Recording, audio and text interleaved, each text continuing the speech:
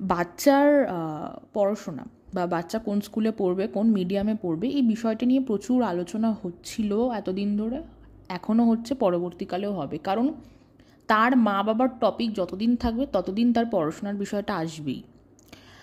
এবার অনেকের অনেক রকম পয়েন্ট অফ ভিউ, ঠিক আছে, কেউ ওই বিষয়টার পক্ষে বলছে, কেউ বিপক্ষে বলছে, কেউ আবার নিউট্রালি বলছে। যেমন সীমা আন্টির লাইভ দেখলাম, সেখানে সীমা আন্টিকে কিছু ভিউয়ার্স ওই পার্টিকুলার স্কুলটার নাম বলেছে, যে স্কুলে কিনা এখন অ্যাডমিশন দেওয়ানো হয়েছে বাচ্চাটাকে। তো সে শুনে, নামটা শুনে বললো যে বেশ মানে স্ট্রিক্ট, পড়াশোনার দিক দিয়ে স্ট্রিক্ট, ঠিক আছে, ঠিকঠাক হাতে ধরে পড়াশোনা করানো হয়।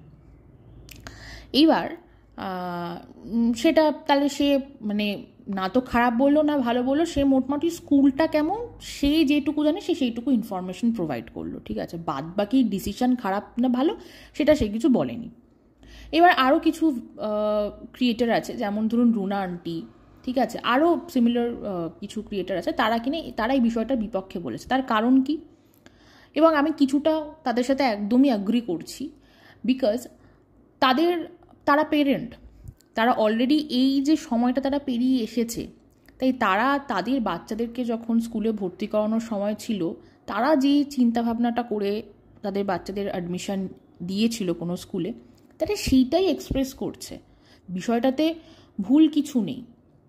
তার কারণ বর্তমানে পড়াশোনার ক্ষেত্রে বা ক্যারিয়ারের ক্ষেত্রে যে পরিমাণ কম্পিটিশন বেড়েছে, সেই কম্পিটিশনের সাথে নিজেকে টিকিয়ে রাখতে গেলে একটা প্রপার ফর্মাল এডুকেশন ভীষণ দরকার, যেখানে language won't be a barrier for any student বা এনি ক্যান্ডিডেট, ঠিক আছে। কারণ আমি এখন চাকরি ক্ষেত্রে এসে এমন প্রচুর আমার কলিগদেরকে দেখেছি, ঠিক আছে, স্পেশালি যখন ধরুন কোনো নতুন ইন্টার্ন কিনা বা এই চাকরি জগতে আসছে, ঠিক আছে, তাদেরকে দেখেছি যে তাদের কোথাও গিয়ে এই কারোর ল্যাঙ্গুয়েজে খুব প্রবলেম হয়। বেটার হবে যদি আমি বলি কমিউনিকেশন, ঠিক আছে। যে সমস্ত স্কুলে প্রপার ফর্মাল এডুকেশন প্রোভাইড করা হয় একটা কারিকুলাম মেনে, হ্যাঁ, সেখান থেকে যেসব স্টুডেন্টরা পাস আউট করে তাদের কিন্তু কোনো কমিউনিকেশন প্রবলেম হয় না, ঠিক আছে। তাদের মধ্যে সেই কমিউনিকেশন স্কিলটা অটোমেটিক্যালি ডেভেলপ হয়ে যায় ওই স্কুলে পড়াকালীন। শুধু তাই নয়, আমি যখন কলেজে উঠলাম, আমি যেহেতু নিজে ইংলিশ মিডিয়ামে পড়েছি, আমার কোনোদিন কোনো অসুবিধা হয়নি, কিন্তু আমি যখন কলেজে উঠলাম, আমার কেমিস্ট্রি অনার্স ছিল সাবজেক্ট, আমার কিছু এমন কলেজের বন্ধু বান্ধব ছিল যারা বাংলা মিডিয়াম থেকে এসেছে, হ্যাঁ। তো তাদের ওই টাইমটাতে হঠাৎ করে বাংলা মিডিয়াম থেকে এসে, ঠিক আছে, ওরকম একটা সাবজেক্টের ইংলিশ বই একটু বুঝতে সময় লেগেছিল প্রথম, ঠিক আছে। তখন আমি তাদেরকে বলতে শুনতাম যে এখন এসে মনে হচ্ছে কেন যে ইংলিশ মিডিয়ামে পড়ালো না। আবার কোথাও গিয়ে তারা আবার উইথ আন্ডারস্ট্যান্ডিং মাইন্ডসেট বলতো, না তখন আমার মা বাবার সেই পরিস্থিতি ছিল না, এরকম বলতো। বাট তারা স্ট্রাগল করেছিল ওই টাইমটাতে, ঠিক আছে। এবং তার জন্য তারা আবার তাদেরকে আলাদা করে স্পোকেন ইংলিশ ক্লাসেও ভর্তি হতে হয়েছে after graduation for job purpose, হ্যাঁ, এবং অনেকে হয়ও। তো বিষয়টা হচ্ছে যে কম্পিটিশান যে বাজারে বা মার্কেটে আছে সেটা মেনে নিতেই হবে, সেটা কোনোভাবেই ডিনাই করা যাবে না। এবং কম্পিটিশান যত দিন যাবে কম্পিটিশান আরও বাড়বে এবং সেটাকেও মেনে নিতে হবে, ঠিক আছে। আচ্ছা, এবার কিছু মানুষ পক্ষে কথা বলেছে এবং তাদের কিছু কিছু লজিক শুনে আমি এত হেসেছি। হ্যাঁ, একজন তো আছে আমাদের ইপু দিদি বা ইপু ম্যাডাম, সে তার ভিডিওতে বলছে যে তার সময় সে যখন পড়াশোনা করছিল তাকে একটা ইংলিশ মিডিয়াম স্কুলে ভর্তি করানো হয়েছিল, কিন্তু due to some financial crisis তাকে সেই ইংলিশ মিডিয়াম স্কুল থেকে ছাড়িয়ে তারপরে বাংলা মিডিয়ামে ভর্তি করানো হলো। এবং সে তার লাইফটাকে কম্পেয়ার করছে কার সাথে? বাচ্চাটার সাথে, ঠিক আছে, মানে একটা হিউজ জেনারেশন গ্যাপ। এবং সে নিজে কি ক্যারিয়ারে করেছে? তার ক্যারিয়ার এখন ফুল টাইম ক্যারিয়ারই হচ্ছে একজন কন্ট্রোভার্সি ক্রিয়েটার, ঠিক আছে। এমন না যে আগে কোনো চাকরি করতো সেটা সে স্বেচ্ছায় ছেড়ে দিয়ে এখন just for pocket money controversy করছে বা কথা বলতে পারে বা ভালো লাগে মতামত রাখতে বলে করছে। তার প্রায়র কোনো কাজের এক্সপিরিয়েন্স নেই, অ্যাটলিস্ট আমি এটাই জানি। সে হাউসওয়াইফ ছিল, সে হঠাৎ করে কন্ট্রোভার্সি জনারে প্রবেশ করে কিছু একটা বড় ভ্লগারের, মানে একটা বড় ভ্লগারকে খোঁচা মারার জন্য। তারপর থেকে এটাই তার এখন একদম পুরো ফুল টাইম ক্যারিয়ার হয়ে দাঁড়িয়েছে। তো সে নিজের এক্সপিরিয়েন্স কম্পেয়ার করছে বাচ্চাটার সাথে, মানে ওই বাচ্চাটাকে এখনও অনেক দূর যেতে হবে। এটা তো একটা ফানি বিষয়। আচ্ছা, তারপরে আমাদের একজন দিদা আছেন, টুনি দিদা ভিডিওতে বেশ বড় সড়ো হম্বি করছে। প্রথমত সেই যে কথাগুলো বলেছে, তার যে ভয়টা এক্স্যাক্টলি কোথায় ধরেছে সেটা খুব ভালো করেই বুঝতে পারছি। হ্যাঁ, এবং সে যে কেন হঠাৎ করে, যাই হোক, তার স্টেটমেন্ট, তার মতামত, হঠাৎ করে তার হাবভাব কেন যে পাল্টে গেল, হ্যাঁ, সেটাও খুব ভালো করে বুঝতে পারছি। এনিওয়েজ, তো তার মতামত অনুযায়ী যে সে যেখানে থাকে আশেপাশে এমন প্রচুর মানুষ আছে যারা বাংলা মিডিয়ামে পড়াশোনা করেছে এবং তারা এখন বড় বড় ডাক্তার, অফিসার। হ্যাঁ, এবং কাদের কথা বলছে? এই ডাক্তার, অফিসারেরা কারা? তারা অনেক বছর আগে পাস আউট করে গেছে। Again huge generation gap. তাহলে সেই দিক দিয়ে আমি যদি একজন কমেন্টও করেছি বিষয়টা, আমারও মাথায় স্ট্রাইক করলো তখনই। এই যে রবীন্দ্রনাথ ঠাকুরের তো কোনো ফর্মাল এডুকেশন ছিল না।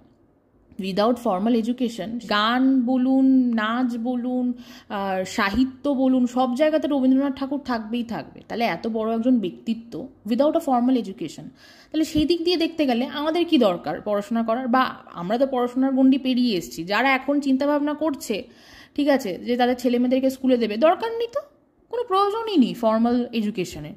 আর রবীন্দ্রনাথ ঠাকুর উইদাউট ফর্মাল এডুকেশন এত বড় একজন ব্যক্তিত্ব হতে পেরেছেন যখন, তাহলে আমরাও পারবো, কেন পারবো না উইদাউট ফর্মাল এডুকেশন? বলুন তো। হ্যাঁ, কেমন বিষয়টা, কেমন ফানি না? মানে আজ থেকে কয়েক যুগ আগে কারা বাংলা মিডিয়াম থেকে পাস আউট করে ডাক্তার হয়েছে, অফিসার হয়েছে, তাদের সাথে কম্পেয়ার করা হচ্ছে কার? ওই একটা ছোট বাচ্চার, যার এখনো মানে বিশাল বড় জীবন এখনো পড়ে আছে। আর আমরা এটাও খুব ভালো করে জানি বর্তমানে আমাদের পশ্চিমবাংলার সরকারি এডুকেশন স্ট্রাকচারটা ঠিক কোথায় গিয়ে দাঁড়িয়েছে। We all know that. যারা শিক্ষক শিক্ষিকা তাদেরই গোড়ায় গলদ। সেই দিক দিয়ে ডেফিনেটলি মানুষ তো প্রশ্ন তুলবেই, মানুষ তো কথা বলবেই। যে কি না তার ভ্যালেন্টাইন্স ডে সেলিব্রেট করার জন্য ওরকম একটা কস্টলি রিসর্টে গিয়ে টাকা খরচ করতে পারে, সেখানে মানুষ প্রশ্ন করবেই যে ভাই, তোমার 10টা না 5টা না একটা মাত্র ছেলে, তার জন্য তুমি টাকা খরচ করতে পারছো না? এই প্রশ্নটা করাটাকে খুব ইনভ্যালিড। তাই আমি বলবো, এই যে যাদের মনে হয়, অনেকে আবার দেখলাম কমেন্টও লিখে গেছে, হ্যাঁ আমার ছেলে বা আমার মেয়েও বাংলা মিডিয়ামে পড়ে আজকে এই করছে ওই করছে। কোন সাল একটু বিবেক বিবেচনা করে দেখবেন, কোন সাল বা কোন ইয়ারে পাস আউট করেছে। ঠিক আছে, আজ থেকে 10-15-20 বছর আগের যে শিক্ষার যে কাঠামোটা ছিল, এখন সেটা অনেকটা পাল্টে গেছে। এবং একটা জিনিস মনে হয় কিছু কিছু মানুষ কন্ট্রোভার্সি করতে গেলে এবং কন্ট্রোভার্সি ভিডিও দেখতে গেলে ভুলে যায়, সেটা হচ্ছে আমাদের জীবনের দুটো সবথেকে ইম্পর্টেন্ট বিষয় হচ্ছে স্বাস্থ্য এবং শিক্ষা। যখন কেউ আর্ন করা শুরু করে, অ্যাটলিস্ট আমি যখন আর্ন করা শুরু করেছিলাম, আমার বড়রা বা আমি যেখান থেকে ফিনান্সিয়াল অ্যাডভাইস নিতাম, স্ট্রিক্টলি আমাকে পুরো বলে দেওয়া হয়েছিল যে অন্য কোনো দেশে কী খরচ কী বৃত্তান্ত আই ডোন্ট নো, আমাদের ভারতবর্ষে কারেন্ট সিচুয়েশনে দুটো জিনিস সব থেকে বেশি কস্টলি, একটা হচ্ছে হেলথ আর একটা হচ্ছে এডুকেশন। তাই তুমি তোমার স্যালারির কত পার্সেন্ট কোথায় কিসের জন্য জমাবে কি জমাবে না, সেটা তোমার ব্যাপার, বা তুমি তোমার মতো ক্যালকুলেশন করে ম্যাথমেটিক্স দিয়ে বুঝে নাও। বাট যেই জিনিসটার পেছনে তোমাকে কিছু টাকা রাখতেই হবে, বা যে জিনিসটার জন্য তোমাকে কিছু টাকা বরাদ্দ রাখতেই হবে, সেটা হচ্ছে হেলথ বা মেডিকেল এমার্জেন্সিজ। যে কারণে হেলথ ইন্স্যুরেন্সের এখন এত রমরমা। মানুষ কিছু করুক না করুক, খাক না খাক, সবার আগে হেলথ ইন্স্যুরেন্সে টাকা রাখে। ঠিক সিমিলারলি একটা বাচ্চা যখন পৃথিবীতে আসে, যাদের মা বাবার ঘটে বুদ্ধি আছে, ঠিক আছে, তারা সবার আগে ওই বাচ্চাটার পড়াশোনার জন্য টাকা জমানো শুরু করে দেয়, বিকজ ইনফ্লেশন আছে। দেখো না, এখন আমি যদি এই ফিনান্সিয়াল ক্যালকুলেশন দিতে বসি তাহলে তো একটা বিশাল বড় ভিডিও হবে, and I am not prepared for it right now. আর আমি চাইও না। ইউটিউবে প্রচুর ভিডিও আছে, সেগুলো দেখলেই বার করে নেওয়া যায় যে কিভাবে আজ থেকে আমি যদি 15-20 বছর পরের একটা কোনো প্ল্যান করি, সেটা পড়াশোনা হোক বা বাচ্চার বিয়ে হোক, তাহলে আমাকে কি করে ক্যালকুলেট করতে হবে, টেকিং দ্য ইনফ্লেশন রেট। হ্যাঁ, তো যাদের বাবা মায়ের মাথায় বুদ্ধি আছে তারা এই ক্যালকুলেশনগুলো করে টাকা জমিয়ে রাখে। এবার আমি জানি না মিস্টার অসহায় কিসের জন্য, তার ছেলের পড়াশোনার জন্য কত টাকা রেখেছে বা জমাচ্ছে, আই ডোন্ট নো।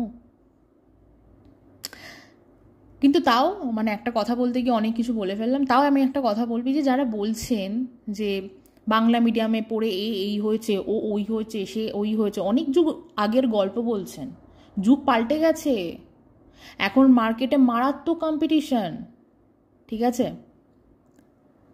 সুতরাং এই আপনাদের লজিকগুলো খাটছে না, একদম খাটছে না, বিশ্বাস করুন। একটু চোখ মেলে দেখুন বাইরে, জগৎটা পুরো একদম 180 ডিগ্রি পাল্টে গেছে। যাই হোক, মানুষ জানি কিছু কিছু মানুষের মানে মেয়েদের আর কোনো জিনিসের দিকে নজর হোক না হোক, বেশিরভাগ মেয়েদের কিন্তু সোনার কত দাম সেটা তারা সবাই জানে, যে সোনার দাম কী পরিমাণ বেড়ে গেছে। আর সোনার দাম হাওয়ায় হাওয়ায় বাড়ে না, হ্যাঁ, তার পেছনে একটা হিউজ স্ট্যাটিস্টিক্স আছে। আবার এই স্ট্যাটিস্টিক্স আমি বোঝাতে চাই না, ইউটিউবে প্রচুর চ্যানেল আছে, সেখানে চলে যান, দেখতে পারবেন। হ্যাঁ, তো সেইখানে পড়াশোনার খরচ আর শিক্ষা ব্যবস্থা কোথায়, মানে শিক্ষা ব্যবস্থা এবং স্বাস্থ্য ব্যবস্থা ঠিক কোথায় গিয়ে দাঁড়াবে, যারা যারা এরকম লজিকের ওপর বিশ্বাস করেন তাদের কল্পনার বাইরে। তবে শেষে একটা কথাই বলবো যে আমি যে সরকারি শিক্ষা ব্যবস্থা নিয়ে এবং শিক্ষক শিক্ষিকাদের যে গোড়ায় গলদ যে বিষয়টা বললাম, ভাববেন না যে যারা যারা এখানে গভর্নমেন্ট স্কুলের টিচার আছেন আমি সবাইকে মিন করেছি। আমার প্রচুর এমন কি বলবো চেনা পরিচিত আছে যারা কিনা গভর্নমেন্ট স্কুল টিচার, অনেক বছর ধরেই তারা এই প্রফেশনটাতে আছে এবং তারা তাদের মেরিটের জোরে চাকরি পেয়েছে। তবে আমি তাদের থেকেই তাদের কিছু কলিগদের এমন এমন ঘটনা শুনেছি চাকরি পাওয়ার, সেটা শোনার পর রাদার তারাই অনেস্টলি বলেছে যে যাদের একেবারেই ক্ষমতা নেই তাদের জন্য এই সমস্ত স্কুলগুলো ঠিক আছে, বাট যাদের একটু হলেও ক্ষমতা আছে তাদের উচিত বাচ্চার ভবিষ্যতের জন্য একটু ইনভেস্ট করার। বাচ্চার ভবিষ্যতের জন্য যে খরচটা, সেটাকে অ্যাকচুয়ালি খরচ বলা চলে না, সেটাকে ইনভেস্টমেন্ট বলাই চলে, ঠিক আছে? এবং যদি প্রপার শিক্ষা দিয়ে কেউ মানুষ করতে পারে তার সন্তানকে, একটা প্রপার সারাউন্ডিংয়ের মধ্যে রেখে যদি মানুষ করতে পারে, সেই ইনভেস্টমেন্ট থেকে রিটার্ন তারা একটা সময় ঠিক পাবেই পাবে। এনিওয়েজ, ভিডিওটা এত অবধি থাকলো, সবাই খুব ভালো থাকবেন। আর আমার কথাগুলো ঠিক লাগলো না ভুল লাগলো অবশ্যই কমেন্টে আপনাদের মতামত জানাবেন। Thank you.